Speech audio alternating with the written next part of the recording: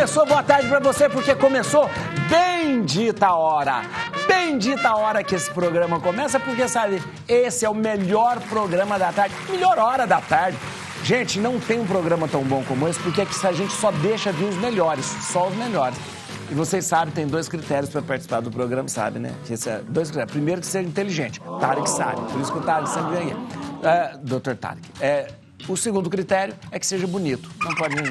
Não pode vir gente feia aqui.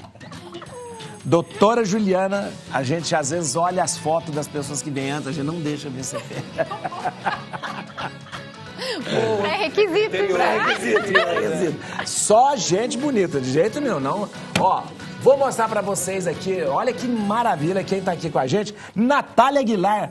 Obrigado, Natália. Natália é psicóloga, psicóloga perinatal, né? Isso. E olha, interessante, e lida com uma coisa muito difícil, que é a questão do luto, né? Luto perinatal, isso mesmo. Olha aqui, muito obrigado, viu? Eu obrigado, muito obrigado por presença. Estar novamente aqui. Que Obrigada, bom, viu? Fábio. E a Estela Gontijo, grande jornalista, olha aí, que tem um trabalho maravilhoso e tem uma ligação afetiva aqui com a Rede Vida. Obrigado, Estela. Obrigada a você. Muito obrigado mesmo, viu? Obrigado mesmo. E olha aqui, gente, a Estela já andou o mundo inteiro, gente, como jornalista, né? Londres, onde que você foi para o interior de todo lugar, Campinas, coisa. Olha que demais. Hoje você é News Media, consultoria, comunicação, e você é seu, né? Mentoria. Olha que beleza. Muito bom. Dr. Tarek Nassif, grande cirurgião plástico, referência. Nossa, olha. E aí, e segundo a minha irmã, ele falou assim, ele operou minha irmã. Então aí ele falou assim, o melhor médico que existe. Então, tá bom. Obrigado, Dr. Tarek. Eu que agradeço. Obrigado por estar aqui com a gente. Teve aqui segunda-feira, foi ontem que que dia que foi? Sexta? A mãe do Dr. Tarek aqui, né, ginecologista e também homeopata, estava aqui, então foi muito bom. Meu pai também, né? O pai dele tem que vir também, que é médico também, o pai é médico também, né, doutor? E a doutora Juliana Munhoz Vergara, ortopedista, traumatologista. Olha, obrigado, muito obrigado. Vocês pelo convite mais uma vez. Ela é prima daquela atriz que fez não é? Aquela Sofia, que fez Sofia Vergara, podia. né? Que fez o Mother Family, Sofia Vergara. Mais bonita que a Sofia Vergara. Obrigada. Obrigado, viu, Obrigada, doutor? senhor. Muito obrigado. Vamos começar o programa, porque tem coisa boa pra gente conversar hoje. Ginecomastia. Entenda por que os homens estão optando pela cirurgia para reduzir o tamanho das mamas. Doutor, me explica uma coisa. Ginecomastia é algo que acomete aos homens? Aos homens, Ginecomastia, na verdade, é o aumento do volume das mamas masculinas. Aí tem duas causas, né? Na verdade, pode ser só aumento da glândula ou então da gordura também, né? Homem tem glândula mamária como a mulher? Tem glândula mamária. Todo homem tem glândula mamária. Tá. Mas muitas vezes ela acaba se desenvolvendo um pouco mais que o normal e acaba alterando muito a autoestima do homem, né? Então, e fica, às vezes, um peito mais parecido com o peito feminino? Às vezes fica, não tanto que nem aquele ali, geralmente é um pouco menos que esses pacientes, mas paciente que ganha muito peso, pode ver que ele é um pouquinho mais gordinho. Sei. E o resultado da cirurgia dá um resultado muito bom.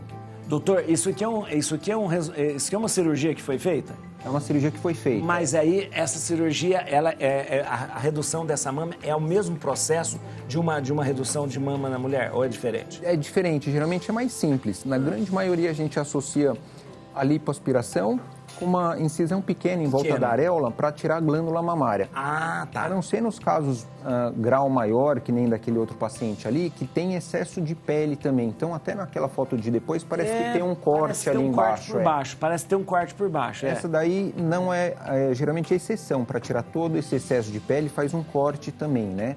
Na mulher fica aquele Tzinho invertido, no homem a gente evita fazer o Tzinho invertido, porque acaba estigmatizando um pouquinho mais. Depois o homem fica mais sem camisa do que a mulher, né? O homem vai à praia sem camisa. Fica mais exposto. E acaba melhorando muito a qualidade de vida do homem, porque ele deixa muitas vezes realmente de tirar a camiseta, de ir pra praia por causa desse desconforto. Hoje em dia tem bullying em criança. Sim, que fica muito isso que eu ia perguntar. A ginecomastia começa aqui na adolescência? Tem 3 picos, na verdade, né? Um é neonatal, por causa dos hormônios maternos, né? Muito estrógeno, que depois regride, depois na puberdade por volta dos 13, 14 anos, que também costuma regredir espontaneamente, e depois depois dos 40, 50 anos, que acaba diminuindo testosterona, aumenta um pouquinho o estrógeno. Mas hoje em dia está muito relacionado ao excesso de peso, o paciente mais gordinho e também o uso de anabolizante. Então é muito comum a gente pegar homens que malham bastante e acabam tomando hormônio, acaba desenvolvendo a mama nesses pacientes. Doutor, na adolescência existe, então, naturalmente existe um crescimento. Um crescimento. Mas passando essa fase da puberdade, ele diminui normalmente. Depois de uns 2 anos, diminui. Costuma regredir. Então, outro caso que é persistente, que aí geralmente a gente opera com 17, 18 anos, espera um pouquinho mais, né? Pelo menos essa idade. A cirurgia não regredir. A cirurgia não é indicada na adolescência, então? Não, geralmente não. Tem que esperar um pouco. Porque tem uma regressão espontânea, né? É óbvio que sempre tem que ter uma investigação hormonal para ver se está tudo bem da parte hormonal. Se tiver tudo bem e ele persistir com esse aumento do volume mamário, aí, geralmente por volta de 17, 18 anos a gente faz a cirurgia. A cirurgia retira a glândula mamária. Faz uma lipoaspiração para diminuir o volume de toda a mama, porque a mama tem tanto gordura quanto a glândula, só que a glândula não sai na lipoaspiração. Então a gente tem que fazer esse cortinho para conseguir... E tira a glândula mamária. O excesso da glândula mamária. Doutor, deixa eu falar uma coisa, porque esteticamente o homem gosta também de ter um peitoral. Né? Geralmente o pessoal faz academia para ter peito, né? Agora, de repente não vai ficar muito sem peito, não? Não fica, porque muitas vezes até acaba evidenciando um músculo peitoral. Como a gente músculo peitoral. Ele acaba ficando mais definido, entre aspas. Entendi. E tem até umas técnicas mais modernas hoje em dia, que a gente chama até de graft, que é um enxerto de gordura intramuscular com auxílio do ultrassom. Então, em alguns casos, dá para fazer uma enxertia intramuscular para definir um pouquinho mais esse músculo. Para ficar o peito mais. Óbvio que o paciente gordinho assim não tem sentido muito fazer esse tipo de cirurgia, né? Porque ele não quer ter volume realmente. É que nem quem tem orelhinha banda, não quer uma orelhinha normal, quer uma orelhinha coladinha. A mama é a mesma coisa. Quer ficar com o tórax bem reto. Então a gente aumenta, retornar esse volume para a mama novamente. Interessante. É uma cirurgia simples, doutor? Geralmente dura 1h30, mais ou menos. Vai embora para casa no mesmo dia. Dá para fazer com uma peridural mais uma sedação. Costuma ficar com um dreninho. Nossa. Uma semana, 10 dias aí já está bem. Agora, quando a pessoa fica mais velha, que velha cai tudo, né? Também às vezes fica com flacidez também. Dá para fazer também? Dá para fazer a mesma técnica também, a não ser quando tenha tanto excesso de pele que nem naquela imagem, realmente tem que tirar a pele. Mas hoje em dia tem aparelhos de retração de pele, tem um ergoplasma que a gente passa depois da lipoaspiração, ele esquenta, encurta esses septos, fazendo que colhe essa pele. Entendi. A gente usa muito em lipoaspiração, quando limpa abdômen, dorso, geralmente em mulher, porque vai ter uma regressão espontânea, uma retração primária da pele, mas com o uso da tecnologia, ela retrai um pouquinho mais ainda essa pele. Dá para fazer tudo aqui, olha que beleza. Dá para fazer. Muito bom mesmo. Tem entre as 3 cirurgias, geralmente, que o homem mais faz. Geralmente a lipoaspiração, ginecomastia e cirurgias da pálpebra também. Essa ginecomastia dá para fazer junto uma lipoaspiração também? Dá para fazer. Às vezes também é comum, já que vai fazer uma limpa toda a parede anterior do abdômen. Sempre acho que já a pessoa vai anestesiar, já faz tudo. Tá lá, né? Já tá lá, já faz tudo. Mas aí é uma cirurgia mais complicada quando entra a lipo, será? É um pouquinho mais. O resultado, o pós-operatório, né? Anestésico cirurgia mais longa, depois tem que fazer as drenagens linfáticas, vai ter que usar cinta. Nesse caso, ginecomastia tem que usar um colete. Tem que usar também um colete. Fica com algumas nodulações, tem que fazer drenagem para ir soltando fibrose, os nódulos. Tem que ter um cuidado aí importante no pós-operatório. Se faz uma cirurgia maior de lipo, redobra um pouquinho mais esses cuidados aí. Dá um pouquinho de ardor nas costas, principalmente, uma lipo um pouco mais agressiva.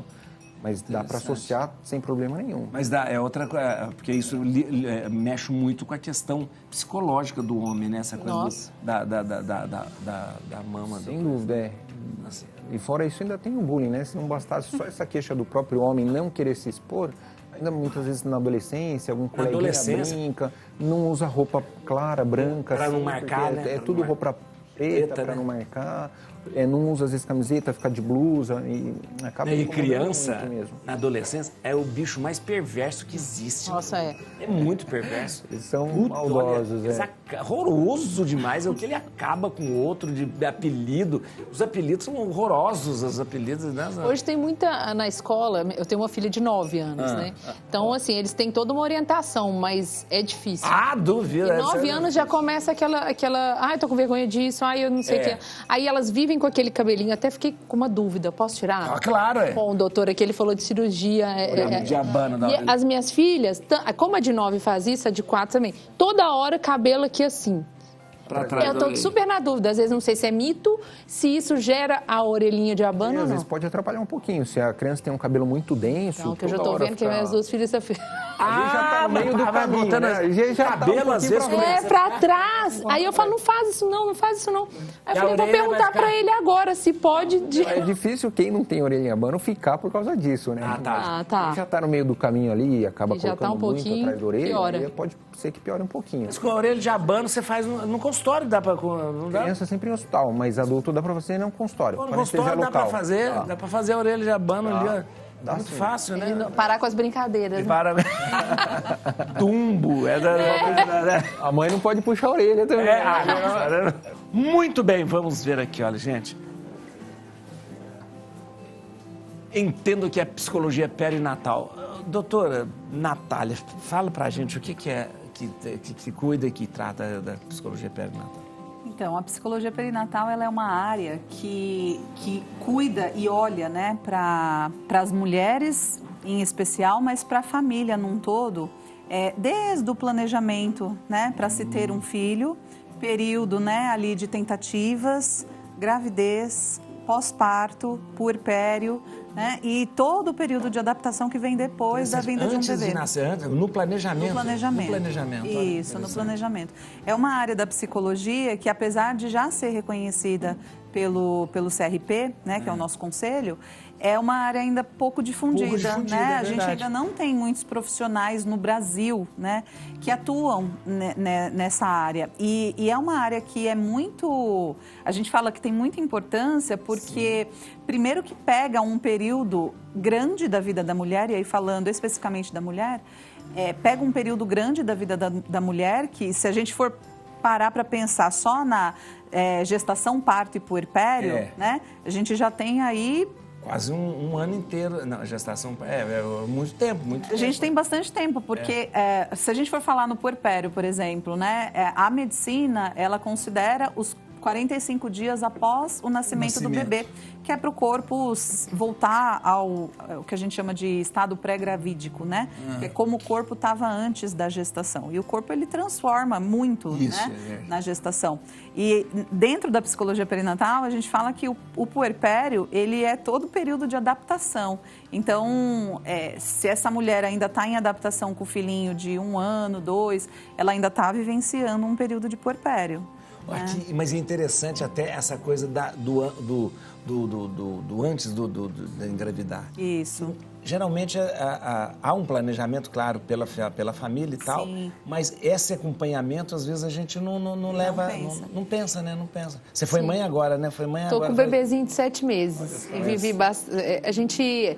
É engraçado, né? E se a gente está amamentando, então parece que isso ainda perdura por um longo período, né? Muito. Porque a gente está ali... Aí, às vezes, ainda acorda à noite. 7 meses ainda acorda à noite. Você ainda amamenta? E ainda amamento. Que beleza. É um período de muita adaptação, muita mudança, né? Que você não volta, né, ao que você era antes da maternidade. Depois de né? ser mãe, cara. Não é algo que você fale assim, não quero mais brincar disso e vamos, né? É verdade. Não é. Então, a psicologia perinatal, ela vem para trazer esse cuidado para as mulheres e famílias nesse período da vida, entendendo que, assim, existem estudos que comprovam que a grande maioria dos casos de depressão pós-parto, elas não começaram depois da gestação, no período do puerpério. Não foi na gestação. Na gestação. Que Foi não na teve gestação. de um acompanhamento. Aí não teve acompanhamento, essa pessoa, muitas vezes, por falta de conhecimento, porque eu falo que conhecimento salva a gente, né, muitas Verdade, vezes. Né? Mas muitas vezes por falta de conhecimento da mulher, ela poder ter poder de escolha sobre o que ela quer fazer, sobre que tipo de parto que ela quer ter, né? Como que ela vai planejar a gestação. Quando surgem intercorrências, né? Por exemplo, uma pessoa começa a tentar engravidar e aí não consegue. É muito Tudo difícil, isso tá embutido dentro do pacote da psicologia perinatal. Tanto é que dentro da psicologia perinatal a gente tem uma atividade, né, que se chama pré-natal psicológico. Olha que interessante. Nós entendemos que a mulher, principalmente, ela tem que passar pelo pré-natal obstétrico, claro, médico, mas ela precisa passar pelo pré-natal psicológico também, porque é um período de muita mudança. Mudança, então, porque a mudança não é só fisiológica. Não é só Não, fisiológica. não, de é jeito mudança hormonal nenhum. somente, não é mudança do corpo, não é mudança também, né? Tem um livro. Esse livro aqui... Olha que beleza! Olha aqui, gente. Esse livro, eu organizei ele... Olha que demais. Psicologia perinatal, caminhos de planejar, conceber, gestar e cuidar. Olha que demais. Legal. Ele Eu organizei esse livro em 2023 com colegas psicólogas que são da psicologia perinatal, e ele é um beabá da psicologia perinatal. Então, todos os temas, os assuntos principais, né? Pré-natal psicológico, que eu falei, planejamento familiar, parto, pós-parto, amamentação, sono do bebê, tudo está contemplado dentro desse livro. Muito bom. E cada um artigo de cada um. Isso, um autor diferente. Todas são psicólogas perinatais. Que demais, gente, que demais. Como que a gente faz para ter esse livro? Entrando em contato comigo, pode entrar em contato comigo pelo... no Instagram, @Natália Aguilar Psicóloga. Isso, né? Isso mesmo. E no site também, Natália... No site também. Natália Aguilar Psicóloga, nataliaaguilar.com.br. Lá no site tem uma listinha dos livros que eu tenho publicados, e esse aí tá lá e tem um botãozinho que direciona direto pro meu WhatsApp, ou se a pessoa quiser adquirir online também, tem também. Pode. Muito interessante. Muito interessante. Olha, é interessante a gente ter esse olhar, né? Esse olhar para a coisa. Você olha que interessante. Você falou quanto tempo dura o pós-parto? 45 mil. Para medicina, sim. Eu tenho gêmeas de 6 anos. Fizeram 6 anos agora. Eu falo que eu vivo um puerpério ainda. Ainda é verdade. Se não, eu tenho um menino de 10 e 2 meninas de 6, que veio assim na surpresa, né? A gente queria, né, aumentar a família, né, com mas não era para aumentar tanto, né? Já veio aquele monte. E eu falo que eu vivo ainda. Como elas chamam? Laura e Mariana. Laura e Mariana. E o menino chama Pedro. Pedro, olha que beleza. Antigamente a gente fazia o resguardo de 40 dias. Olha como que é a sabedoria. Resguardo de 40 dias. Na Bíblia, a mulher, no Antigo Testamento, a mulher ela ficava impura durante 40 dias. Durante 40 dias. Que era o período que a impureza não é por causa de pecado, porque ela tinha perdido o sangue, então ela ficava 40 dias sem poder ter contato com ninguém, sem poder ter contato com as pessoas, mas era uma maneira de se precaver das infecções, de tudo isso, das infecções, do contato. E durante muito tempo as mulheres ficavam 40 dias de resguardo, num quarto escuro, tomando canja de galinha e tomando vinho do Porto. Olha. Assim que minha avó falava. Muito bom. Vocês estão tomando café? Não, doutora...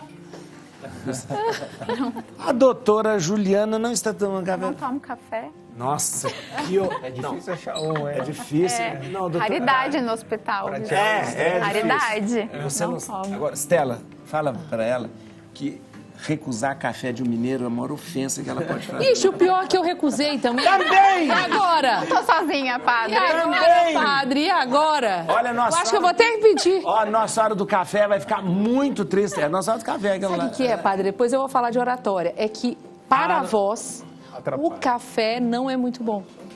Isso a gente sempre aprende. A minha coleguinha também, que a gente trabalhava na Gazeta juntas. É verdade. A Simone, é verdade, é verdade. Muitos anos. É verdade, Maravilhosa na bancada do jornalismo. É verdade. Obrigada, amor. Você é um anjo. Vamos lá. Não, aí estou muito decepcionado. Vamos. O poder da oratória. Agora, Estela, vai falar sem café. Então, eu estou falando sobre... a gente está falando aqui sobre essa questão do café, mas é impressionante que no jornalismo tinha toda essa orientação. É claro que não é todo mundo que vai seguir isso, né? Verdade. Mas como ele é um pouco ácido, então dificulta a voz. E é importante a gente se preparar, né, padre? Você nunca tomou café? Não, tomo café sempre. Não toma café? Só não antes de... Por exemplo, estou aqui. Vou falar, eu evito o café. Agora, saiu daqui, você pode me servir um cafezinho, tá bom? Que eu vou... Mas essa questão da oratória muda tudo. Olha, perdão, viu, padre? Que pra mim, padre tem uma... Eu agora tô com consciência pesada. Vai ficar. Vai ficar assim, olha. Mas deixa eu te falar, mas essa questão da oratória, a palavra tem um poder muito grande e dependendo de quem fala e como fala, você pode mudar muito, né? É impressionante. Eu trouxe até alguns exemplos aqui, por exemplo, John Lennon. Ele falou assim, uma frase em 1966, até trouxe assim: o cristianismo vai acabar, vai encolher e sumir. Somos mais populares que Jesus agora. Quem é John Lennon? Não sei. John Lennon do Beatles, né?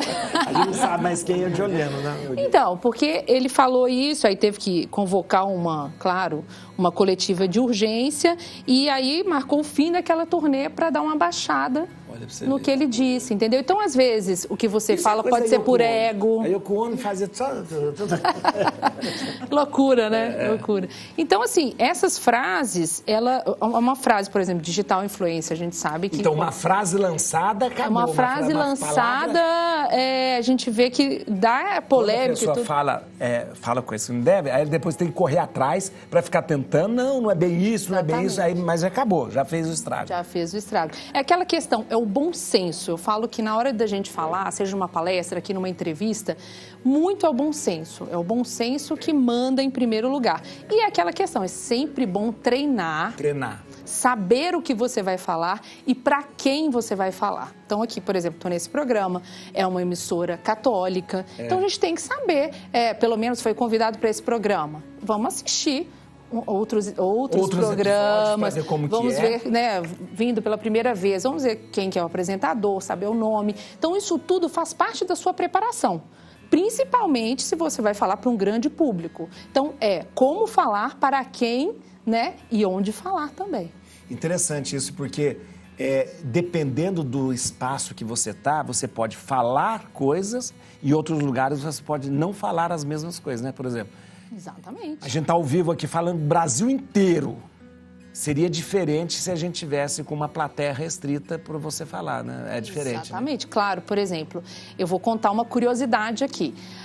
Aqui a gente, lógico, vamos falar do catolicismo, sobre o Papa. Eu sou católica também, mas, por exemplo, eu trabalhei na Record. Por incrível que pareça, porque o Papa é uma figura política, né? Eu era proibida. É um chefe de Estado. Um dia eu coloquei na escalada uma notícia do Papa. Fui demitida.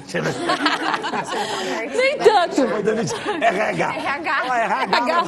Direto. Não, eu só recebi aquele telefonemazinho assim e eu tive que... O pastor, né? Tive que ir lá conversar. Olha, deixa eu te contar uma coisa, querida. O Papa pode morrer.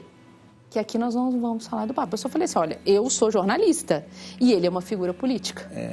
Então, assim, é complicado realmente o público que você está falando ou o local que você fala. Porque vai parecer o quê? Num caso, todo mundo falando e você não falar, vai parecer o quê? Que você não está sabendo o que está acontecendo no mundo. Não, nesse contexto é totalmente errado. Parece muito parcial. É imparcial. Parcialidade do jornalismo, é verdade. Mas tinha isso, tinha uma regra. Não se falava do Papa. Que coisa. Não se falava do... porque não é um jornalismo sério. Aí eu que estou falando, é ela que está falando. Mas não é um jornalismo sério.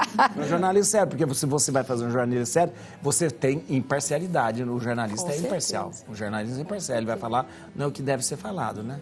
E aí a gente tem outra frase aqui também que eu separei, de Ronald Reagan, que é de 1984. Olha, ele fez um pronunciamento que acabou preparando a União Soviética. Ele falou um pouco antes, meus concidadãos americanos, tenho o prazer de lhe dizer hoje que assinei uma lei que banirá a Rússia para sempre. Vamos começar o bombardeio em 5 minutos. Só que esse áudio vazou. E a União Soviética colocou, então, as forças em alerta máximo. Ele tinha gravado isso, não era para ir ao ar? Não era para ir ao ar. E aí acabou vazando. Então, assim, mesmo naquele pronunciamento fechado que o senhor disse, tem que ter cuidado. Tem que ter cuidado. E hoje em dia, qualquer lugar que você vai é filmado, é transmitido. Tem isso também. Entendeu? Hoje não tem mais nada que fala assim, ficou lá. Não, todo mundo filma, todo mundo até a nossa grava, casa hoje, por exemplo, eu tenho bebê. Eu coloco lá a câmera, não tem jeito, porque é impossível, né? Eu vou sair, vou ficar longe, a gente tem que ver como que o bebê está, então... Todos os lugares hoje você está sendo Olha o poder filmado. da palavra, né? Os árabes têm um ditado que fala, os árabes. Diz que uma palavra lançada é como uma flecha. Nunca mais você tem como pegar de voltar. Não tem como... Lançou, acabou. Não tem... não é bem isso que eu quero dizer. Não, disse. Não adianta, né? Não é bem isso que eu queria dizer. Agora, o medo de falar em público é maior que o medo da morte, de acordo com as pesquisas. Você tá brincando? Isso. Quase assim, 70% das pessoas têm medo de falar. Você treina as pessoas para falar em público? Treina as pessoas. E eu aprendi com meu pai. Vou te contar. É mineiro também, meu pai. Quando eu tinha 8, 9 anos, mais ou menos a idade hoje da minha filha mais velha, eu queria pegar aquelas... Lembra daquelas VHS pesadona que tava ali no Dia dos Pais? Aí saía meu tio com aquele microfone de fio lá e perguntando. Aí eu já peguei o microfone e já fui entrevistar no Dia dos Pais. Falei, olha, comecei a entrevistar. Pai, o que você acha de ter 3 filhos? Avô, não sei o que lá. E aí, cheguei em casa, no carro, meu pai falou, filha, você gosta de falar, né? E meu pai era um grande poeta. Olha, viu? Ele escrevia poesias e, além de tudo, falando de poeta. declamava poesias, assim, poesias famosas de cor. Eu não tenho essa memória, eu queria. Isso é muito comum de mineiro. É muito. Aí tem sempre alguém que vai declamar uma poesia. É muito de Minas isso. Muito. Sempre alguém declama poesia em Minas. É verdade, é legal isso. O mineiro tem essa coisa artística, né? De declamar poesia. E aí eu falei, pai, eu gosto, eu quero trabalhar na televisão.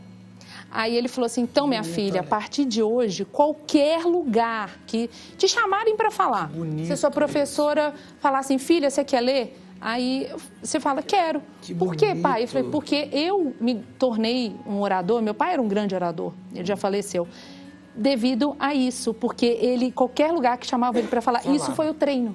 Olha que bonito. Então, assim, tá com medo? Vai com medo mesmo, mas se você puder treinar e preparar o seu discurso, conhecer sobre o assunto, não falar sobre um assunto que você não conhece, é importantíssimo. Então, a gente fala sobre isso e vai ensinando com muitas técnicas diferentes. Tem uma técnica que fala assim, para você falar em público, você tem que imaginar que todo mundo tá pelado na sua frente, né? Eu acho isso altamente pornográfico. Mas o William Bonner falava, se eu for pensar no número de pessoas, falava, não fala, né? Agora ele está fora do Jornal Nacional, não morreu ainda não. Morreu, né? Se eu for pensar no número de pessoas que me assistem no Jornal Nacional, eu fico debaixo da cama. Tá vendo? É verdade.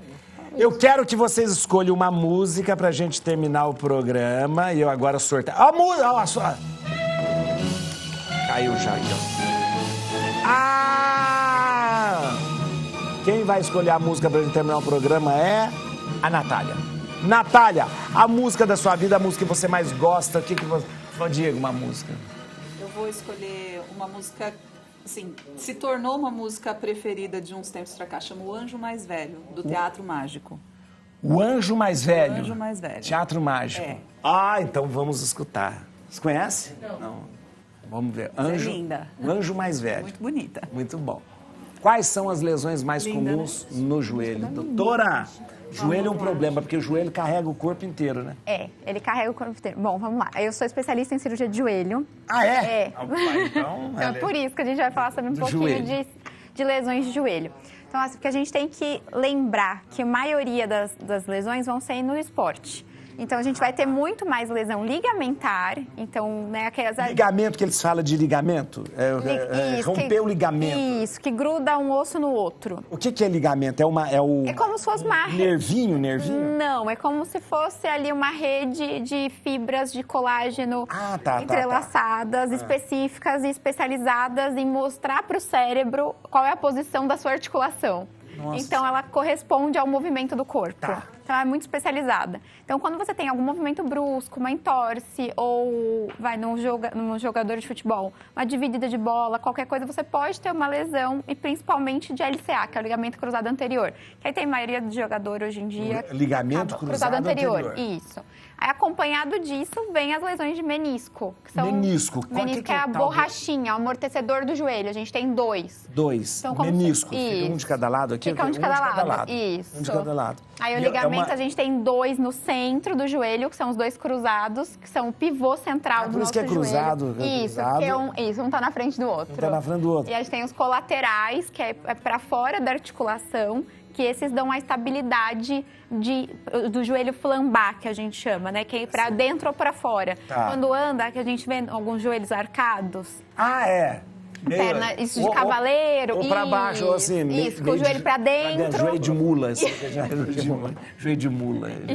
Eles fazem esse tipo de estabilidade ali do joelho. Esses ligamentos, grosseiramente dizendo que a gente tem de mais importante, assim, no joelho, são esses 2 de fora, o pivô central, que são os 2 cruzados, e os 2 meniscos. Isso, que é os amortecedores da articulação. O menisco são articulações. Ele é como se fosse uma borrachinha, o amortecedor do nosso joelho. Colágeno também? Ele são fibras também, só que aí são tipos diferentes ali, tá? E aí tem associação, não é só um colágeno que tá ali para fazer a resistência. Porque além de absorver impacto, ele também ajuda no seu movimento, ele ajuda na função do joelho, como mobilidade de rotação, porque a gente não dobra e estica só o joelho, a gente também roda. Roda? Sim. O osso da tíbia, que é a nossa perna, ele também tem os movimentos em relação ao fêmur. O fêmur também faz um movimento de rolação na fibra. E aquele negócio que o pessoal mudou o nome, agora chama patela, não é? Patela. Antigamente chamava rótula. Isso, agora chama é o ossinho patela. da frente. É o ossinho da frente. Isso, ele parece que um chifrinho. Não tá solto, não. Não tá solto. Ele tá preso pelos tendões. Aí tem o tendão a parte de baixo dele pra perna é o tendão patelar e a parte de cima é o quadricipital. Que trem difícil isso.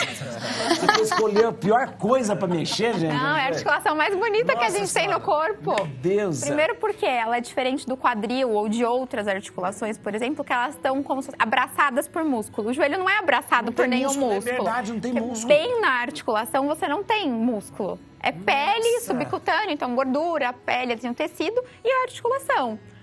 A coxa, a perna. Tudo tem músculo. Tudo tem mais músculo. Por isso que ajoelhar é difícil mesmo. Rezar ajoelhado sempre é muito difícil. É verdade. E uma das queixas principais dos meus pacientes, quando colocam prótese, por exemplo, que já são lesões mais de desgaste, é que para ajoelhar depois que coloca a prótese, incomoda, dá uma hiperpressão na região anterior do joelho. Aí eu falo, coloca uma almofadinha. Mas tudo bem, não pode rezar sentado, que Deus vai entender, vai explicar o que está acontecendo. Não tem problema. O pecado não vai ser pecado isso. Vai ser absolvido. E aí, assim, tem essas lesões, né, esportivas, que são as comuns. E o desgaste natural? Aí os desgastes, isso. Que aí é o outro braço das lesões de joelho. Que aí é por um acidente, que aí você teve numa juventude. Então, você vai ter uma artrose precoce, porque aquela articulação já foi violada. Ou pelo próprio envelhecimento da articulação, pela idade. E aí, mulher acaba sendo afetada um pouquinho mais cedo por causa da questão hormonal. A menopausa, infelizmente, também influencia nas nossas articulações, ligamentos. Então, a gente acaba tendo mais inflamação de tendão, então, tendinites, bursites e o envelhecimento da cartilagem em si. Quando fala de prótese de joelho, o que é a prótese do joelho? A prótese, ela é como se a gente fosse fazer um transplante de articulação. Mas toda aquela articulação? Toda a articulação. Corta o osso. A gente serra o osso onde está ruim. Nossa, a gente apoia a prótese em osso bom, que senão não adianta. E com cimento ortopédico, né? E aí faz a prótese de joelho Isso. mesmo. O que é que às vezes dá um negócio que o pessoal reclama de água no joelho, que às vezes é... É o edema, né? É o edema. Porque, na verdade... Tá inflamado. Exato. Isso. A artrose, por exemplo, ela é uma doença inflamatória por si própria. Então, você sempre vai ter o joelho inchado. O que é que vai acontecer? É que vai ter picos de agudização dessa doença. Então, ele vai inchar mais. E mesmo as tendinites ou lesões ligamentares, lesão meniscal, ela gira uma situação ali de inflamação. Então, ela vai reter líquido dentro desse joelho. Então, não vai ter mais só o líquido sinovial. Vai ser um líquido sinovial inflamado. Ele perde as características principais dele, que é a viscosidade. Dói. Ô, doutora, só pra fazer mais... Ai, meu Deus do céu. Eu tenho um amigo que fez a prótese de joelho e depois, na prótese, ele desenvolveu um fungo na prótese. Eu só estava falando sobre isso. Um fungo na prótese. Que aí ele teve que tirar a prótese, ficar sem a prótese um tempão, com a perna esticada, sem articulação. Ai, não. Pra depois... Posso falar, então, porque eu faço diferente. Você faz diferente, faz melhor. Então, pelo menos dobram os meus pacientes. Então, são 5 casos no mundo, comum? Basicamente. Não. Não é comum? Não. A gente tem, assim, relatado, tem menos de 10 casos no mundo de infecção fúngica. Gente, eu tenho 2 tratados. Foi sorteado, então, ali. Acho que no Brasil, basicamente, assim, de publicado, acho que são os meus. E aí, no caso, o que tem? Tem que tirar a prótese? Tem que tirar a prótese e fazer uma prótese que a gente chama de espaçador articulado. Espaçador, isso mesmo. Mas esse espaçador tem movimento. Tem movimento? A gente coloca, ele já vem com antibiótico no cimento ortopédico e a gente acrescenta outros remédios antifúngicos, no caso, para tratar a infecção fúngica. Gente, e fungo é pior do que bactéria. Fungo é pior do que bactéria. 1000 vezes. Fungo 1000 vezes. Diz que é o patógeno mais grave. Vamos lá que o Rodolfo já me chamou a atenção. Rodolfo é bonzinho, mas quando fica bravo, vocês não imaginam. Já vi. Já viu, né? A Estela falou que já viu. Causas e tratamentos de queloides pós-cirúrgico. Doutor Tarek. Esse negócio de queloide, geralmente a pessoa tem uma predisposição para o queloide? Tem uma predisposição, é o terror do cirurgião plástico, né? A gente sempre tem medo que vai operar uma paciente e dê algum problema, né? Mas ele está associado a várias outras coisas, que não necessariamente só cirurgia. Muitas vezes, o paciente vai pôr um brinco, um piercing, ou tem uma acne aqui no tórax, que pode evoluir com queloide, né? A gente chama queloide, na verdade, de uma cicatriz patológica.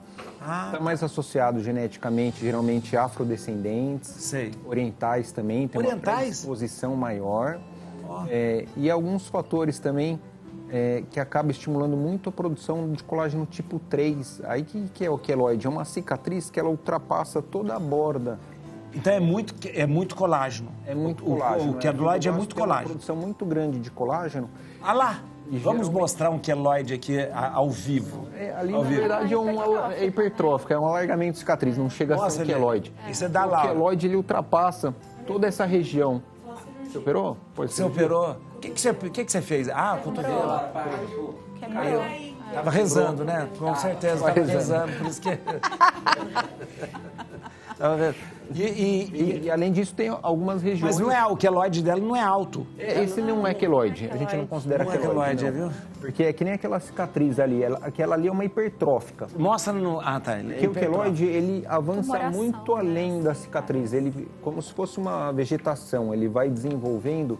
Ele fica... E não fica alinhado, que nem tá bonitinho assim. Aqui tem até os pontos que deu também. Do ponto, E aí tem várias formas de melhorar esse queloide, de tratar. A gente sabe também que está muito associado a algumas regiões do corpo. Então, face, ombro, essa região que tem esse triângulo aqui, dessa região external, tem uma chance maior de uma cicatriz desfavorável ou patológica, né? Sim.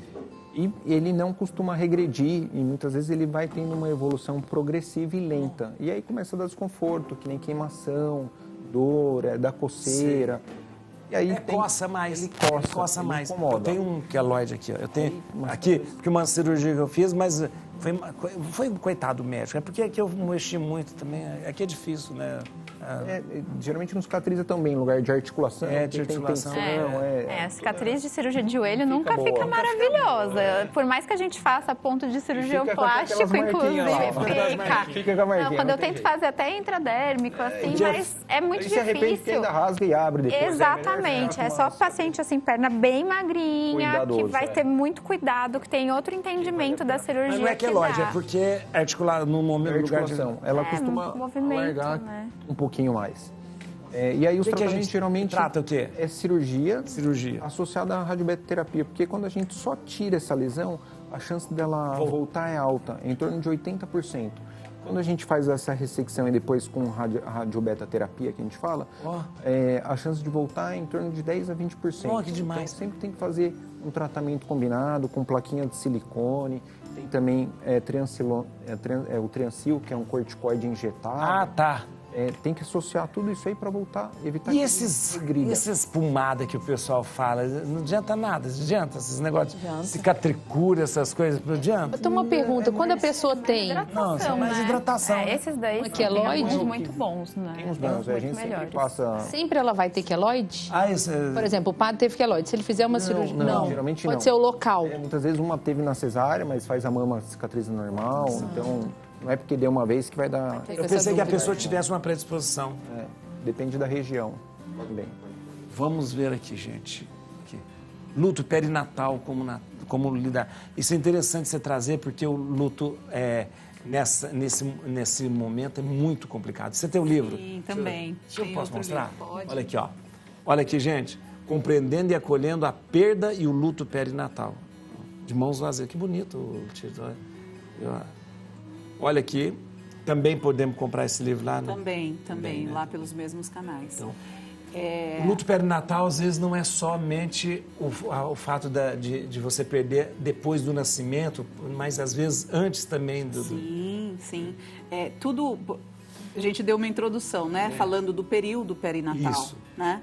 Então, todo tipo de perda que acontece dentro desse período, nós consideramos como um luto perinatal.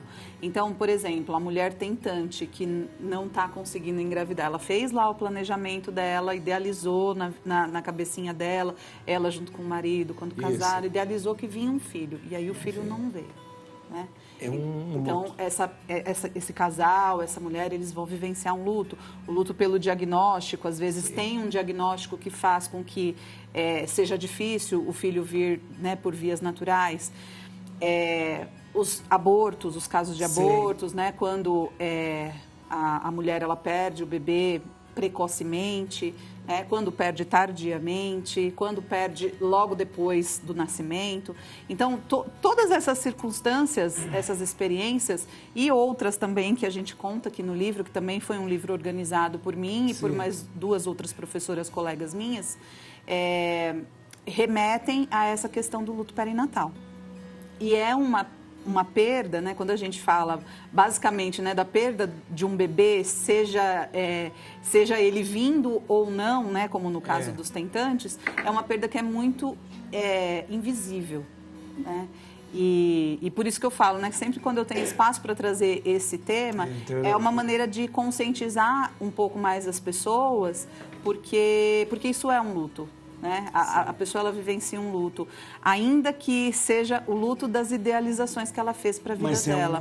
Mas é um luto. Um luto que dói do mesmo jeito. Dói do mesmo jeito. A gente tem assim relatos e pesquisas que a dor de uma mãe que perde o filho, sei lá, né, com 6 semanas de gestação, 8 semanas de gestação, é a mesma dor da mãe que perde vivendo uma vida toda com o filho. É a mesma dor. Olha que coisa, é importante. E a gente tem um agravante, no luto perinatal a gente tem um agravante que quanto mais precoce é a perda, mais sofrido é para essa mulher e para essa família, porque não se teve tempo de se criar memórias. Então, nem vínculos, né? Não teve nenhum vínculo. E aquilo fica faltando. Quase que uma coisa que não se resolveu, né? Fica uma coisa em aberto, né? E é como se a mulher tivesse ali, a mulher, o pai, a família, tivessem ali todos ali predispostos para o cuidado, né? De um bebê aconteceu. E o bebê não veio. Né? Então, a gente precisa falar mais vezes sobre isso, porque gente, olha aí. Dor durante os treinos, quando é sinal de alerta e como prevenir. Então, bom, hoje em dia, cada vez mais, o pessoal tá indo para academia ou fazendo exercício em casa, desse pós-pandemia, que muita gente pegou o hábito de ter os seus aparelhinhos, elástico, pezinho em casa. Então, assim, o que é mais importante a gente é olhar as dores agudas que não passam, mesmo parando aquele movimento, que gera uma instabilidade, então que não está conseguindo pôr o pé no chão depois de exercício ou de um falseio que teve durante o exercício, que você sentiu aquela instabilidade na articulação. As crepitações que a gente chama, que são os estalidos, aquele crec-crec que faz a articulação. Sim. Isso também, quando vem acompanhado de dor. Quando vem acompanhado de dor. Quando eu agacho, tá... Não, contra uma malácia, tá tudo bem. Você sabe que eu boto um monte de coisa no leg press, só para não passar vergonha. Pensa, Um monte. Doutora, eu saio com a dor aqui atrás. Então, porque tá fazendo errado. Aqui, ó, tô com a dor aqui, ó. Tô com a dor aqui atrás. E assim, eu tava com tanta dor que eu pensei que era rir, que eu tava com problema. Não era, mas era... Não, para, é de compensação, porque a gente... Aquele leg press assim, ó. Sim, não, é compensação, isso tá errado. Tá errado. Tá Só de um lado que eu tô dor, só de um lado que eu tô pior é isso, é só de um lado. Ainda vai andar mancando. Mas é então, a dor aguda é um sinal essa dor aguda que não melhora com o repouso ou com a parada do tipo do exercício, esses barulhos que o joelho ou qualquer articulação possa fazer, instabilidade, de você perceber que quando estava na execução, por exemplo, de um agachamento livre, que é bem comum, ou do supino, você achou que ia conseguir carregar aquele peso e tá sozinho, não tem ninguém segurando ali. Perigoso. Exatamente. Mata as pessoas, já vi. Mata. Porque tem máquinas que são vistoriadas e máquinas que não são também. E às vezes a pessoa não aguenta. Quando é livre é igual o agachamento. Livre é perigoso. Tem que tomar cuidado. Principalmente se você não sabe realizar o exercício corretamente. Então, assim, podendo pagar um personal com qualificação para te acompanhar, ótimo. Não podendo, hoje, gente, todos os meios de comunicação, óbvio, né, tem que saber separar. Tem os ruins e os bons. Tem explicando como faz os exercícios. Tem personal que só faz a planilha e te acompanha à distância, que você grava seus treinos. Então, assim, de acordo com o que você consegue investir nesse momento, você consegue ter um bom acompanhamento. Alguém assessorando. Alguma coisa. Tem programas, tem personagens excelentes que fazem programa para YouTube, TikTok, Instagram, Facebook. Mas se for igual eu que vai na Smart Fit, você pode morrer lá que ninguém te vê morrendo lá. Você morreu e... morreu. Na Smart Fit ninguém vê. Não só essa rede de academia, tem muitas outras que assim, o senhor tem que fazer com personal. Não deu dinheiro pra personal não, tá louco? Não, padre, candidatos a personal do Padre Juarez. Personal pro senhor. Mas é caro o personal. Não, ela é maravilhosa. Não, personal que vai fazer um trabalho voluntário pro senhor. Aí eu não vou botar muito peso. Vai te ajudar pra não ficar com dor na coluna. Vamos ver aqui, ó. As grandes gafes dos políticos do mundo. Aí, ó. É o que a gente falou. Aqui, ó, é o Bush, o W. Bush. Esse é o W. Bush, né? E esse aqui, eu lembro do Ronald Reagan. Nossa, não pode falar que lembro, não, que o pessoal vai saber minha idade. Já vi falar na história. Mas as grandes gafes. Então, o W. Bush, ele é expert em falar frases confusas olha essa frase aqui. Nossos inimigos são inovadores e engenhosos e nós também. Eles nunca param de pensar em novas maneiras de prejudicar o nosso país e nosso povo. E nós também. Então, você... E nós também. Olha a frase. E nós também não sabemos o que fazer. Isso podia ser uma frase do Trump. Mas... E aí, falando em ano de eleição, né, vem aí, e aí é uma bandeja cheia para a gente poder analisar, né? Então, no momento que todo mundo for falar em público, a melhor escolha é sempre o bom senso. E se não sabe sobre um assunto, evitar. Ou evitar aquele assunto, passar para o especialista. Eu vou chamar o especialista, ou dizer naquele momento que eu não sei realmente e vou buscar as informações corretas. E se a pessoa não tiver tanta segurança e conhecimento para fazer um discurso de improviso, chamado de improviso, que faça então lendo, então. Faça lendo. Faça lendo para não trazer essas gafas. O Papa Leão, ele começou, ele é muito tímido. Isso. E ele lê e fica muito, não tem problema nenhum. Você vê que ele tem um pouquinho, né, ele é um pouquinho ali mais tímido. Mas ele sempre está lendo. Mas ele lê com maestria. Então, assim, é melhor você evitar essas gafes, né? Agora, muita gente me pergunta como tirar aquela ansiedade, né? Aquele frio na barriga antes de falar em público, assim. Como tirar? Como vocês entraram aqui, né, para fazer uma entrevista? Deu um friozinho na barriga? Sempre dá um friozinho na barriga. Eu sou da casa, já acostumei, mas eu sei que tem um crachá. Muito tranquila, Tá muito de congresso, de tudo. Olha que interessante. Assim, eu cuido de residente, né, em hospital. Então, que povo chato, né? Então aqui é uma diversão. Tem que formar médicos e especialistas, então assim... Dá mais trabalho, é mais muito difícil. mais. Então já estão acostumados a falar. Para quem não está acostumado, é muito importante a visualização mesmo mental. Um pouco antes, se a pessoa tiver aquele momento no banheiro ali, pensar já a plateia te aplaudindo, pensar ali, você falando e já tendo sucesso e respirar, fazer um exercício de respiração ajuda muito. Acabou, Alarca. Música, como que chama mesmo a música? O Anjo Mais Velho. O Anjo Mais Velho. Essa aí, né? É linda. Estela, muito obrigado. Quanta coisa boa. Olha, Estela, muito obrigado mesmo. Você vai, a Estela, ela vai ajudar você muito mesmo para falar, nessa questão da comunicação. Siga a Estela no Instagram, @Estela, com 2 L's, Gontijo, apresentadora TV. A gente vai ter a Vox to You em Valinhos também. É uma franquia que eu acabei de comprar. Que demais, Vox to You. Mas você vai vir falar aqui. Vou vir. Doutora Natália Aguilar, muito obrigado. Obrigado mesmo, psicóloga perinatal, esses 2 livros maravilhosos. Ó, o site dela é nataliaaguilar.com.br e no Instagram, @NataliaAguilarPsicóloga. Obrigado Eu mesmo. agradeço, padre. Doutor Tarek, maravilhoso, Tarek. Muito obrigado, doutor Tarek. Agradeço mais uma vez. Pode entrar lá no Instagram, acompanha tudo que ele coloca tudo lá, tudo que acontece. Tem bastante conteúdo. Bastante coisa. @Dr. Tarek Nassif, né? Tarek Nassif. E doutora Juliana, olha, muito obrigado. Tem que voltar. Doutora Juliana, Juliana Vergara, @doutora Juliana Vergara é o Instagram dela. Vai acompanhar lá. Aumenta o som, acabou o programa, gente.